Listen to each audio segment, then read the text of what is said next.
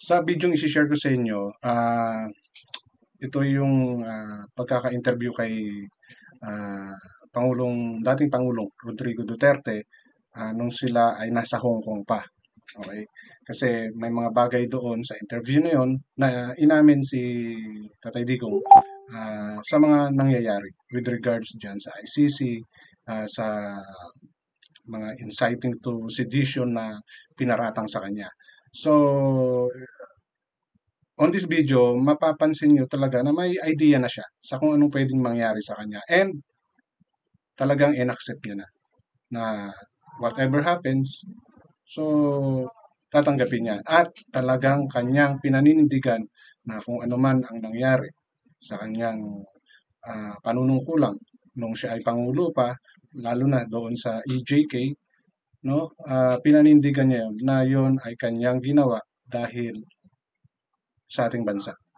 And marami pa siya mga bagay doon na minention na magpapatunay lang na hindi siya para tumakbo or magtago sa naging resulta ng kanyang pamamahala nung time na siya ay Pangulo pa.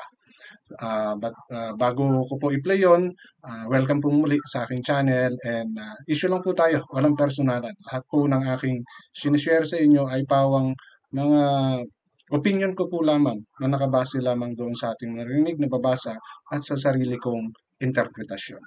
Okay, so without further ado, ito na po yung interview kay dating Pangulong Rodrigo Duterte nung siya ay nasa Hong Kong pa bago umuwi ng Pilipinas.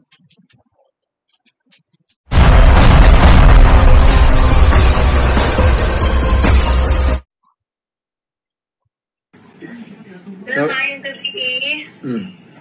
I will not take this long na, sir, kasi I know you have to rest.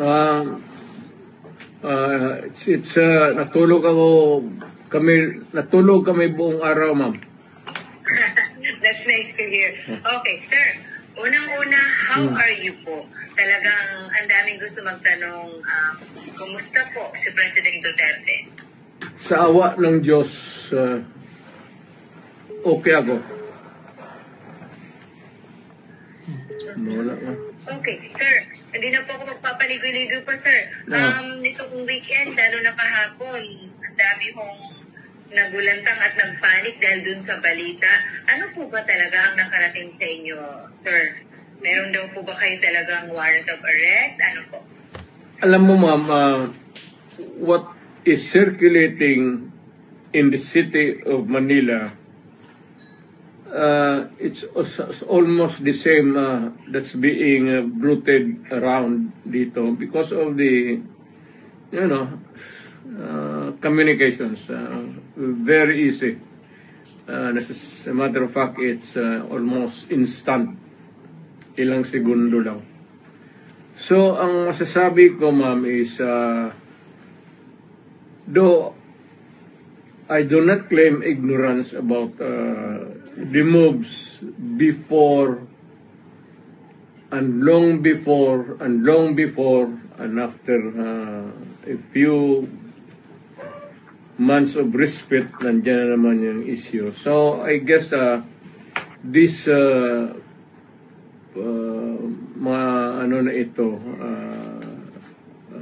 issues, I would call them, would hound me until the dying days of my life.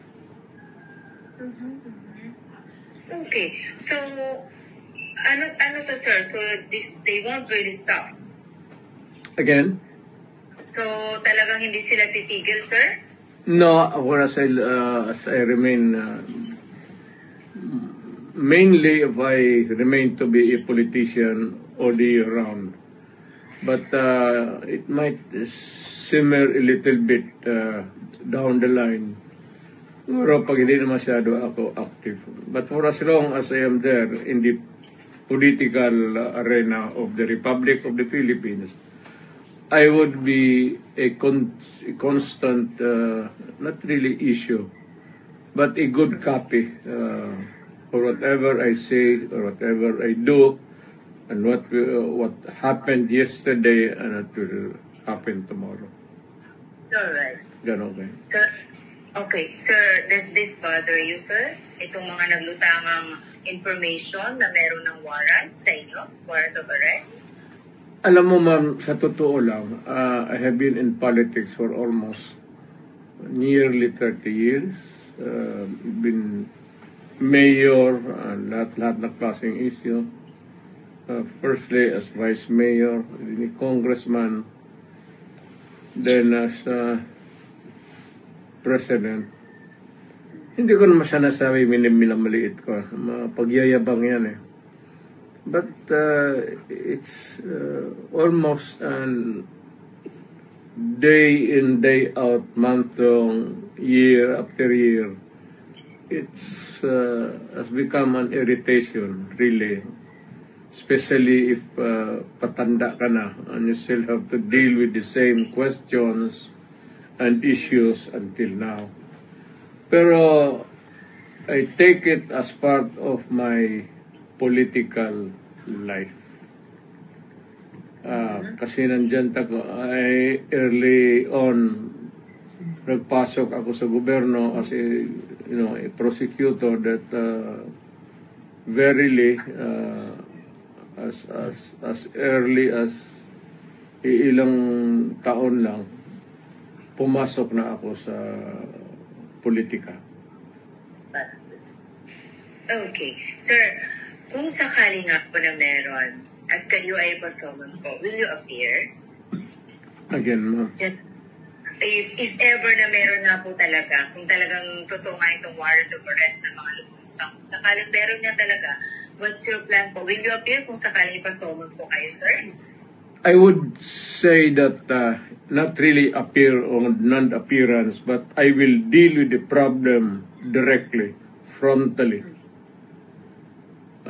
As a lawyer, gagamitin ko na yung pagka-abogado ko. Okay, sir. So far as to say that you have been prepared for this po, Mr. President? For the longest time. For the longest time since, as far as I can remember, maaga ako nung ilang years early on, so that would be around siguro, put it lightly, mga first 5 years, first term, second term, nandyan na yan. So, I have learned to deal with the problem directly, frontally, and walang pasikot-sikot. Alright. I have been very frank all these years. Alright. Okay. Sir, aside from this po, sir, meron din pong i-finance sa inyo sa DOJ na inciting to sedition. Unang-una, what's your take on this po, sir, na kayo po ay napailan ng ganito, sir? Is it the sedition ngayon? That's different, sir. Aside from ICC, sir, meron din po, di ba, sir, may pinal din po sa inyo inciting sa DOJ? Inciting to sedition? Wala akong alam yan. Ngayon lang. Alam ko na may plano na idemanda ako, pero specific sa ngayon ko lang nalaman. Yun naman sa ICC, matagal na yun. Whatever course it might turn to, I am ready for it. Kasi dumaan ako sa trabaho ko, ma'am, as an appointed elected official of the Republic. I do not no excuses to give. I offer no apology. I did what I did because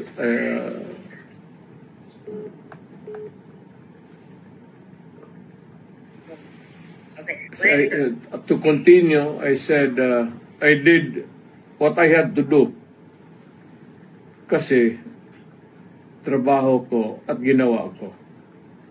Whether or not it would run me down or push me up.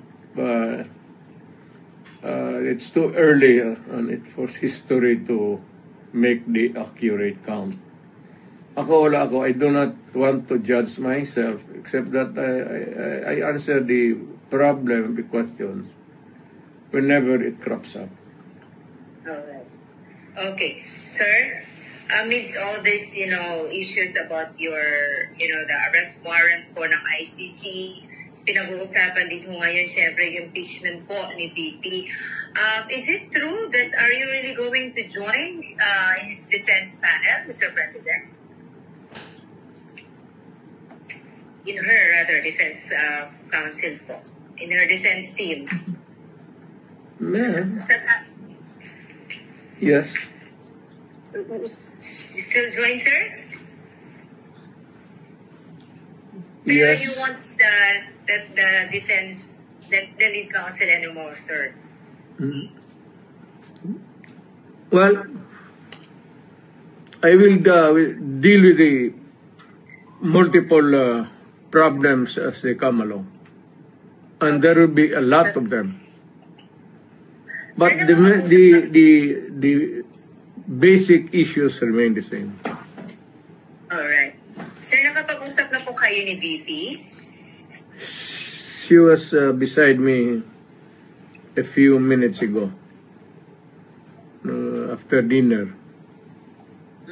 Alright. That's good to hear you had dinner together. Sir, ano pong pinayo niyo sa kanya, sir? If there's any po. Na pag nawala ako sa political scene, either natanggal ako o namatay ako or whatever, for any reason, sabi ko sa kanya, hiningi ko na sa Pilipinas na tulungan ka pagdating ng panahon mo. At tumakbo ka ng presidente.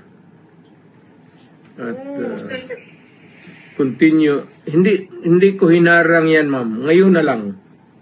Of late. Because I think I'm pretty with this kind of problem pa ulit-ulit. Sabi ko, sige, sundin mo na for all the unanswered issues, ikaw na ang magpatuloy ng sumagot. At kung mapresidente ka man, sundin mo lang yung style ko at okay ka. Huwag kang matakot, sabi ko, makulong ka. So did you say sundin ang style mo? Oo. Ano particularly, sir, ang style ni PRRD ang gusto niyo makuha po ni VP Sara para mag-think okay talaga? You cannot change the Philippines overnight into a trouble-free country.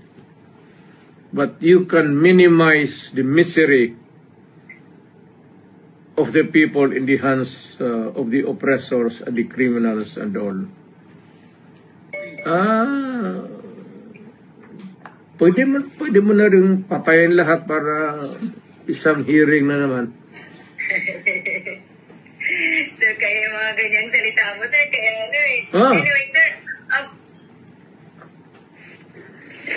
tama yan. sir, napag-usapan niyo pa ni VP about sa kanyang impeachment, sir? Hindi naman naniniwala yung babae niya ng payo. At saka, hindi naman interesado yan kung ma-impeach talaga siya o impeachment proceeding. The trial itself, you should not worry a bit. I do not know, but makita mo naman yung sa karakter ng babae na yan. It's totally indifferent yung mga problema na yan. I mean, she can always respond. As always, she has been responding to me. Well, I can always transfer to a new life, a new beginning. Ganon yan siya. So, pagka ganong kausap po ang tao, hindi mo mabigyan ng payo. What for? Hindi naman nakikinig. Okay. Sir, what made you change your heart? Kasi alam namin nung una, lagi niyo pong dinidiscourage si Ma'am Inday na wag talagang tatakbo kasi you've been there. Alam niyo, ayaw niyo siyang mahirapan. What made you change your heart and mind and now you're convincing your daughter to run na po for president? Why the change of heart po? Para yung... Well, she truly loves her country. Dapat gawin niyang. At this time, at this point in time, when paalis na ako at patanda na. At maybe soon, so sooner than expected, I will make my exit as a politician. And then how did she respond, or what was her reply po to you, sir? I think si Inday has become a political animal. Kasi lolo niya for the longest time, governor of Davao Province yung isa pa. Parang pumasok na sa subconscious level niya yung politika. Tapos ako, tagal ko sa Okay.